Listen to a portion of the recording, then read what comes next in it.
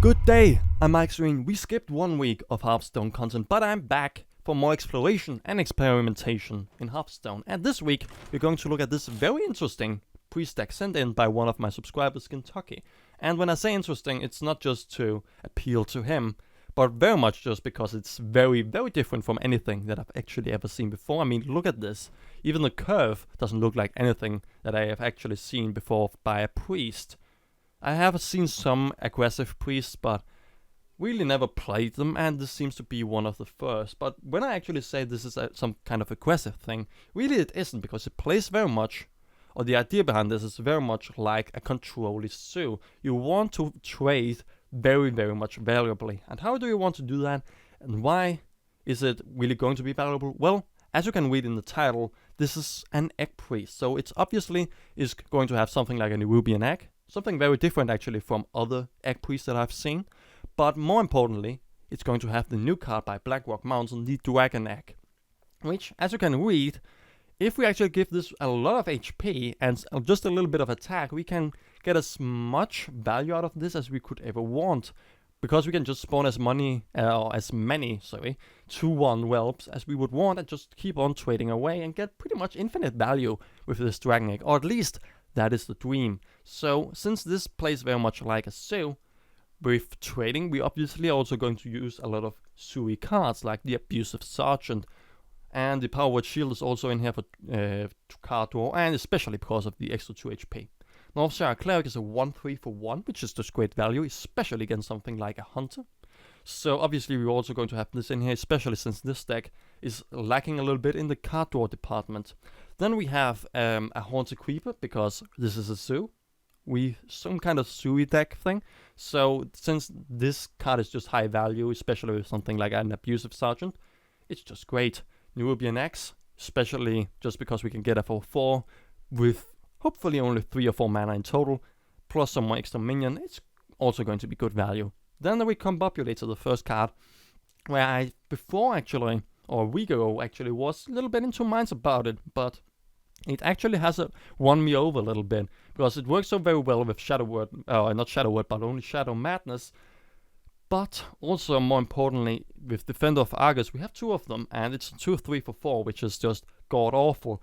But then we also have Lower Theb, which after the Battle Cry is only a 5/5, and if we could recombobulate it at 1 or 2 HP, that would be really just good value, which is what the point of this whole deck, so that is great. Then we have Shadow Word Death, because we don't really need a Shadow Word Pain, since we have so many low cost minions that we can just trade away. But Shadow Word Death, obviously, since we have to deal with bigger minions where we may not be able to actually trade that valuably. Then we have Thought Steal, the one card let's try that again. The one card where I'm actually very much in two minds about. This is probably the one card that I would actually personally change. What would I change, or what would I replace it with, is the question. Well, I'm thinking Vol'jin. I cannot say really if Gintoki actually was thinking about this. I'm pretty certain that he actually doesn't have Vol'jin. So, because of that, I'm just going to guess that he just had Thought Steal in there because he didn't have anything better to put in. So, the great thing about Vol'jin is that we have all of these 2/1 whelps and all these other 2 attack minions, like the Abusive Sergeant, but also buffing the Nerubian Egg. And then we have a really high HP Vol'jin, killed some really threatening minion, plus maybe even getting a 4/4 Nerubian out on the board, which is just wonderful. Then we have Velen's Chosen, because we want to buff stuff. Shattered Sun Cleric, the same. Shadow Madness, because that is just great value. I've already introduced you to this one. Defender of Argus, the same idea, buffing, high value trades, really what we want just with Sue 2. Pilot Shredder, just a better Yeti, just due to the fact that you actually need 2 minions to actually kill it in 1 turn, or a spell in some way. Then the Lower Thep, I have already introduced you to this one. It's great value for 5/5 for 5, but also just the fact that it can be played just around where you actually get the first big AoE out. So because of that, I like the addition of this Lower Thep too. Actually, it was also used earlier by a lot of Zeus, so obviously it makes also a lot of sense to have it in here. Then we have the Light Bomb. Funny enough, we have the Light Bomb and not the Holy Nova. I mean, especially it's due to the fact that we will probably have a lot of herb stuff, and the Northshire Cleric would benefit heavily from all the card draw that we could get out of the Holy Nova. The reason why I think actually that Gintoki chose the Light Bomb over the Holy Nova is due to the fact that all our key cards, like the Northshire Cleric, the Dragon Egg, and some other cards too, I'm pretty certain, all of those key cards always have higher HP than actually attack, meaning that the Light Bomb will really never, in any key circumstance, actually be able to kill our key cards. But only some kind of supporting cards. So even when we actually have quite a big board, we would actually be able to still use the Light Bomb favorably and valuably, even though we may kill 1 or 2 of our own minions. Then we have, as the very last thing, Sylvanas, because it's just a 5/5 for 6. It's a little bit meh, but the Death Rattle makes it very much worth it, and it is also regarded as one of the highest, very much highest valuable legendaries. The best classic legendaries, that is. So, as you can see, I'm at rank 20. Actually, I think I got to somewhere around 19 or 18 just due to the fact that I was ending last season on rank 11. But then I got requested for druids, and, well, the only druid deck that I actually have is the Fatigue Druid. So, I had a lot of fun with that, but I was, as you can guess, pretty much falling all the way down to 20 again. So it's going to be very interesting to see if we can actually compete with all the zoos and the hunters, which we are probably going to go up against at this rank, I would imagine. There we go, there's the first hunter. BSF Sergeant doesn't sound like the worst, especially since we can just play it and actually kill anything early, so I would probably just keep it for that. Recombobulator is also just a great minion in itself. And the Pilot Shredder, we have a coin so we can actually play turn 3. Cool. We have a turn 1, 2, and 3 play. We even have the Nubian Axe. Should the Hunter not play anything turn 1, it may actually be okay to go for the Nubian Axe turn 1, but then we cannot play the Recombobulator at any point. So that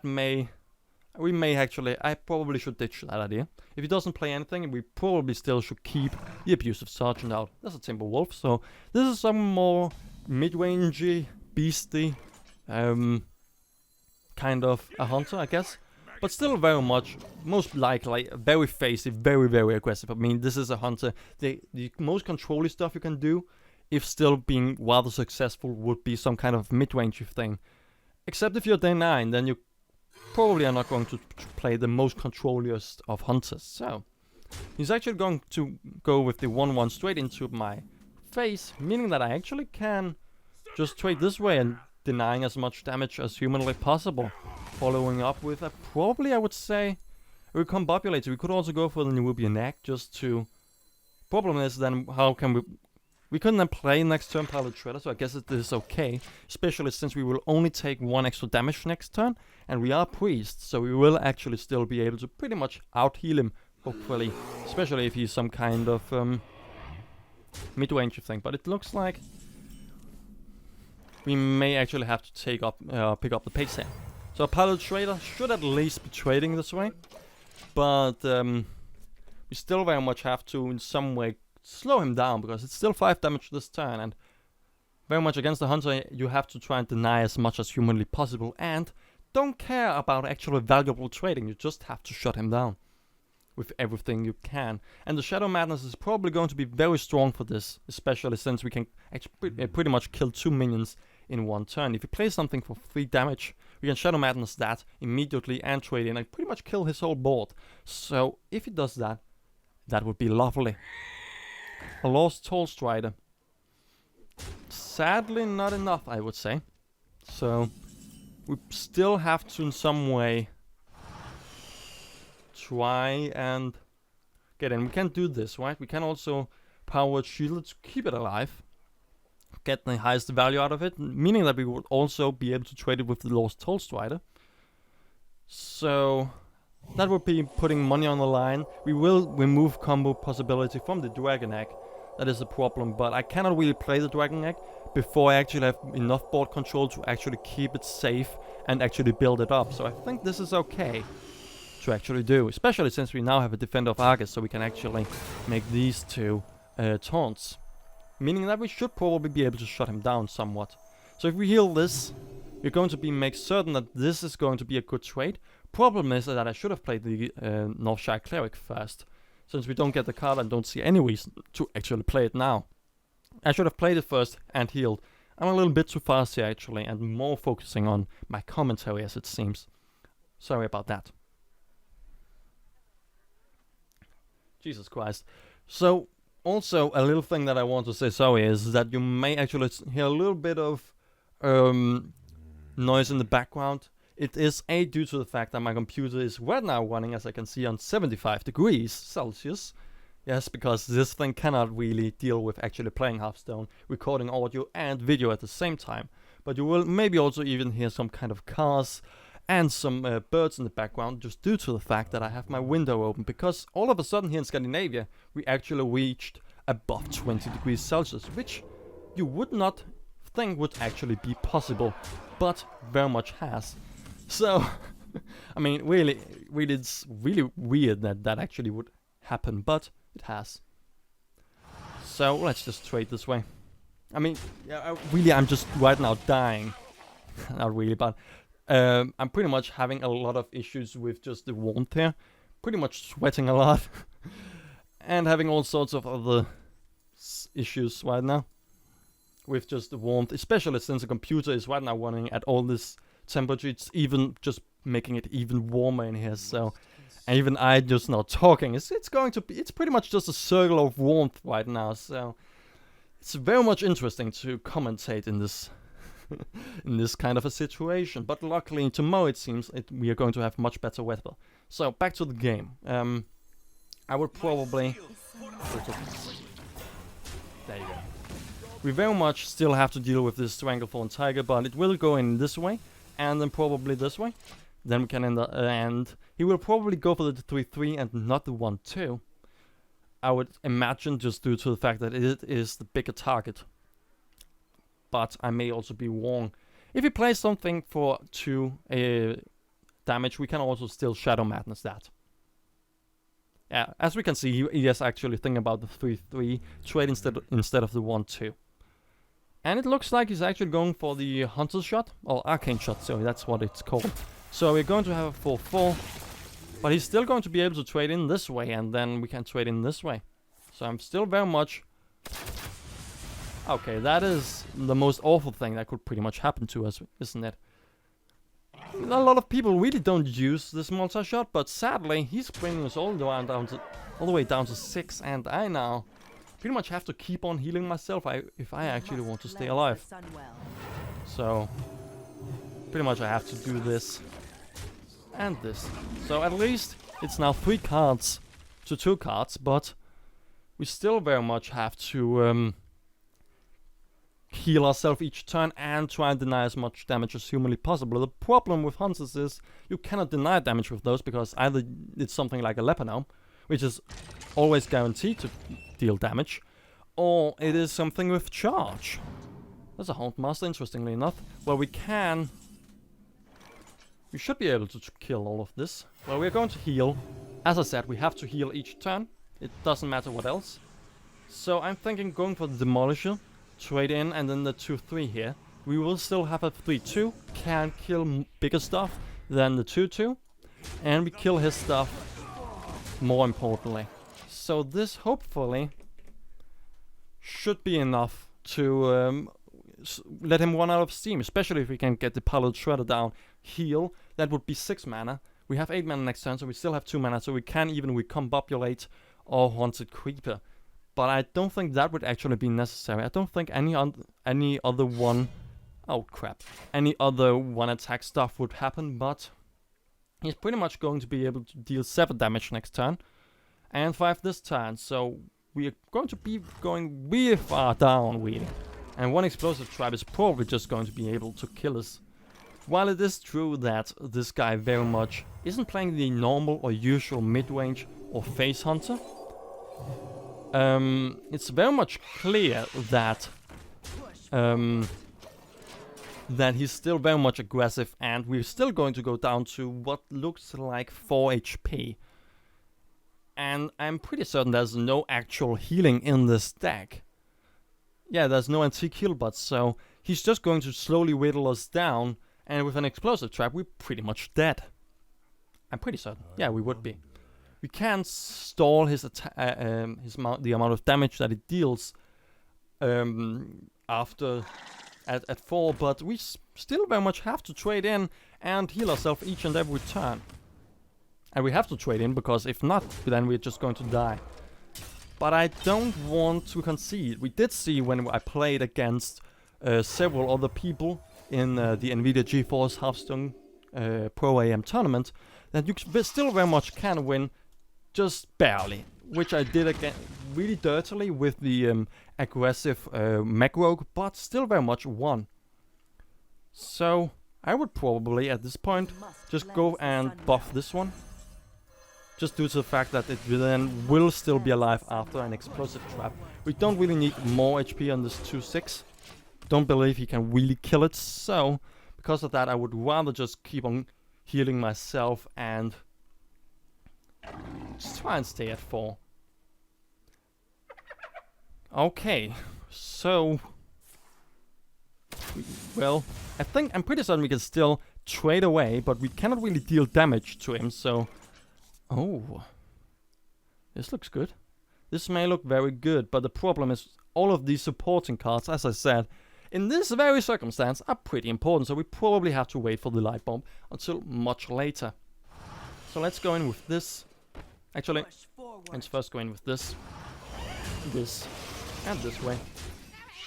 Captain's Parrot, not the best, at least it is a beast, but it's not him who plays, so we probably won't care.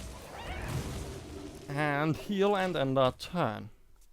Okay, we still very much have a board. A lot of it could though die to an explosive trap. We are still very much staying at the 6 HP. Top decking hopefully answers, but if you play something again, something like the Savannah High main, we're going to trade away a lot of stuff just to kill that. This and this would have to go. This and this would have to go.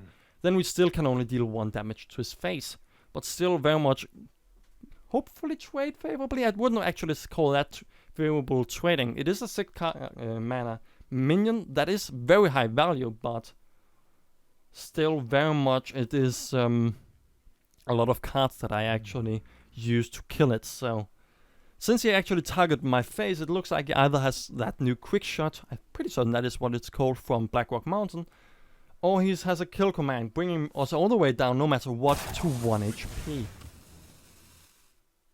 He doesn't. Okay, he was targeting our face, but it only looked like it actually was to frighten us. But I'm going to heal myself, obviously, and just keep on hitting him in the face. So is there anything here that is valuable enough to recombobulate?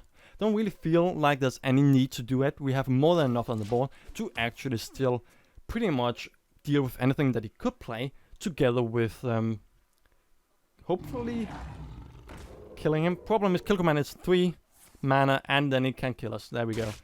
So we were 1 turn away and 2 HP away from actually being able to survive. So if we had actually kept on healing 1 turn earlier, we may actually have survived. But that was damn close against this hunter.